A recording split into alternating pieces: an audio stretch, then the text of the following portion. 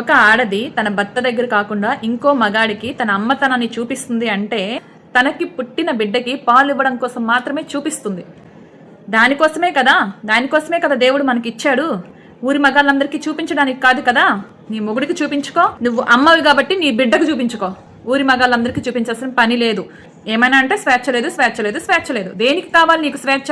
దాచుకోవాల్సిన బాడీని బయటకు చూపించడానికి నీకు స్వేచ్ఛ కావాలా?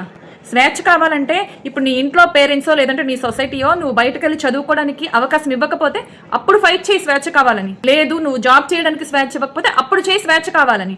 నిన్ను మాట్లాడనివ్వకపోతే అప్పుడు చెయ్యు స్వేచ్ఛ కావాలని. నిన్ను మనిషిగా చూడకపోతే అప్పుడు చెయ్యి ఫైట్ స్వేచ్ఛ కావాలని. అంతేగాని దాచుకోవాల్సిన బాడీ పార్ట్స్ ని ఊరందరికీ చూపించనివ్వట్లేదని చెప్పి స్వేచ్ఛ ఇవ్వట్లేదు, సమానత్వం ఇవ్వట్లేదు అంటే జనాలు చెప్పుతో కొట్టినట్లే సమాధానం చెప్తారు. మీరు అనుకోవచ్చు మాకు డబ్బులు వస్తున్నాయి కదా, మాకు ఇంతమంది ఫాలోవర్స్, మా అకౌంట్స్కి మిలియన్స్లో ఫాలోవర్స్ ఉన్నారంటే అది ఏం చూసి వస్తున్నారో తెలుసా? మీరేదో గొప్పగా స్వేచ్ఛ సమానత్వం అని చెప్పి ఉద్యమాలు చేస్తున్నారని కాదు. మీరు స్వేచ్ఛ పేరుతో చేసే వెకిలి చేష్టలు ఉన్నాయి కదా, వాటిని చూడటానికి తెలివిలో ఉండి కూడా జనాల్ని, చిన్న పిల్లల్ని మీ డ్రెస్సింగ్తో తప్పుతో పట్టిస్తున్నప్పుడు మందు ఇంకోటి మాదక ద్రవ్యాలు అంటాం కదా, అవి వేసుకున్న వాళ్ళకి ఎలా ఉంటుంది చెప్పండి? ఇప్పుడు మీరు మత్తులో ఉండరు, మీరు తెలుగులోనే ఉంటారు. మీకే పద్ధతిగా బట్టలు వేసుకున్నామంటే కోపం వస్తుంటే 18 years తర్వాత పిల్లలు మగాళ్ళ అది మైండ్ సెట్ అని కాదు కానీ అది నేచర్ అండి, ప్రకృతి. అది ఆడదంటే ప్రకృతి అని శివాజీ గారు అన్నట్లు నేచురల్గా జరిగే ప్రక్రియ. అమ్మాయి బాడీ పార్ట్స్ కనుక చూపిస్తే చూస్తాడు, ఏ మగాడైనా చూస్తాడు. ఎందుకంటే అది ఒక ప్రక్రియ, అది ఒక నేచర్. అలా అని చెప్పి వెళ్ళి మీద పడిపోవడం కరెక్ట్ అని నేను చెప్పట్లా.